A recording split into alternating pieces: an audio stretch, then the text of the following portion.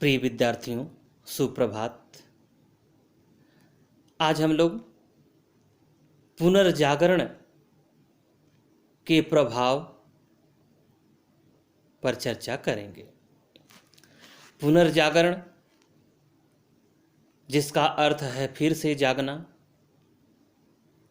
और फिर से जागने का अर्थ है कि प्रत्येक वह क्षेत्र जो मानव तथा मानव जीवन से संबंधित है, सभी क्षेत्रों में जागृत होना। पुनर्जागरण को सांस्कृतिक पुनर्जागरण, बौद्धिक पुनर्जागरण, राजनीतिक पुनर्जागरण, आर्थिक पुनर्जागरण आदि के नाम से भी जाना जाता है। और पुनर्जागरण का विश्व इतिहास में अत्यंत महत्वपूर्ण स्थान है। जब हम इसके प्रभावों का विश्लेषण करते हैं तो हमें पता चलता है कि पुनर्जागरण ने संपूर्ण विश्व तथा संपूर्ण मानव समुदाय पर इसका अत्यंत व्यापक प्रभाव पड़ा। पुनर्जागरण का प्रभाव सामाजिक क्षेत्र में, धार्मिक क्षेत्र में, आर्थिक क्षेत्र में, राजनीतिक क्षेत्र में, सांस्कृतिक क्षेत्र में, बौद्धिक तथा तकनीकी क्षेत्र में, भौगोलिक खोजों के क्षेत्र में, अर्थात यह कहा जा सकता है कि सभी क्षेत्रों में पुनर्जागरण का प्रभाव महत्वपूर्ण रूप से पड़ा और उसने मानव जीवन को अत्यंत प्रभावित किया और मानवता को केंद्र में स्थापित किया। जैसे सामाजिक जीवन में तार्किकता की भावना का विकास हुआ, समानता की बात की जाने लगी।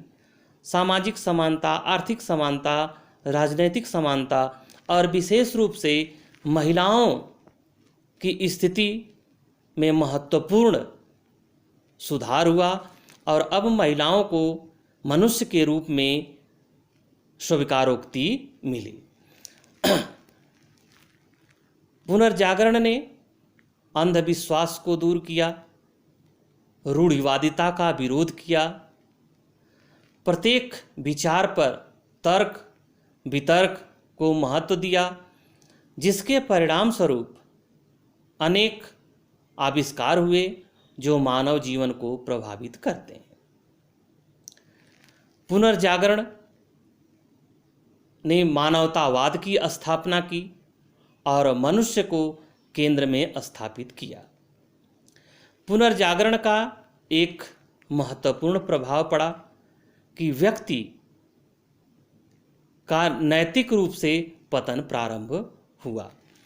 व्यक्ति का नैतिक रूप से पतन प्रारंभ होने का मतलब कि अभी तक व्यक्ति धार्मिक थे, धर्म के नियम के अनुसार चलते थे, लेकिन पुनर्जागरण ने जब नई सोच को, नई विचारधारा को दिया तो व्यक्ति स्व के पर के स्थान पर स्व के बारे में ज़्यादा सोचने लगा। तो यह एक प्रकार से यह एक नकारात्मक प्रभाव है, लेकिन फिर भी इस एक नकारात्मक प्रभाव की तुलना में सकारात्मक प्रभाव ज़्यादा है। पुनर्जागरण के प्रभाव स्वरूप चर्च और पोप के महत्व में कमी आई। पारलौकिक जीवन की तुलना लौकिक जीवन को महत्व दिया गया, जो सीधे सीधे मानव समूह से जुड़ा हुआ था।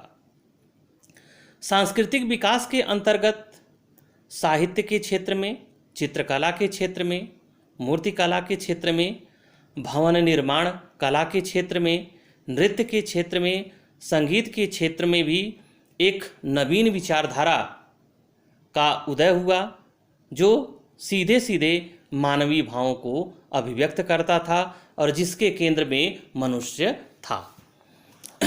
पुनर्जागरण ने वैज्ञानिक और तकनीकी विकास को प्रोत्साहन दिया, जिसके प्रभाव स्वरूप अनेक वैज्ञानिक और तकनीकी खोजें हुईं।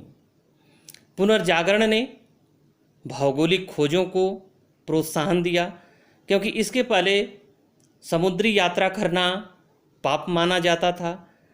लेकिन पुनर्जागरण ने इस मान्यता को खंडित किया और भौगोलिक खोजों को प्रोत्साहन दिया, जिसके कारण अनेक देशों की खोज हुई और लोगों का आपस में संपर्क स्थापित हुआ और विचार विनिमय हुआ, जिसके कारण एक नया दृष्टिकोण और नई सोच को प्रश्रय मिला।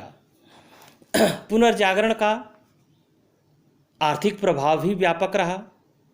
आर्थिक क्षेत्र में भी पुनर्जागरण ने अत्यंत व्यापक प्रभाव डाला। जैसे व्यापार और वाणिज्य का विकास हुआ, ब्याज लेना वैध हुआ, उद्योगों का विकास हुआ और उपनिवेशवाद की स्थापना को भी प्रोत्साहन मिला।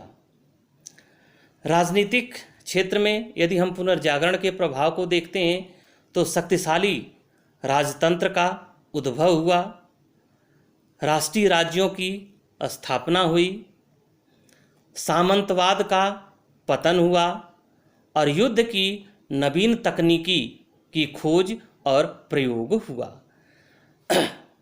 पुनर्जागरण का अत्यंत व्यापक प्रभाव रहा।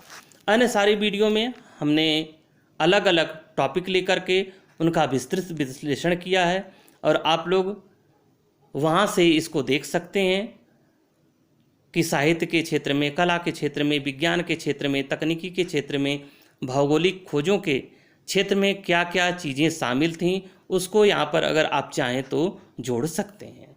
अतः यह कहा जा सकता है कि पुनर्जागरण ने सामाजिक क्षेत्र, आर्थिक क्षेत्र, राजनीतिक क्षेत्र, सांस्कृतिक क्षेत्र, बौद्धिक क्षेत्र, वैज्ञानिक और तकनीकी क्षेत्र में महत्वपूर्ण प्रभाव डाला और मानव तथा मानवतावाद को केंद्र में स्थापित किया और मानव जीवन को सुखद और संपन्न बनाया।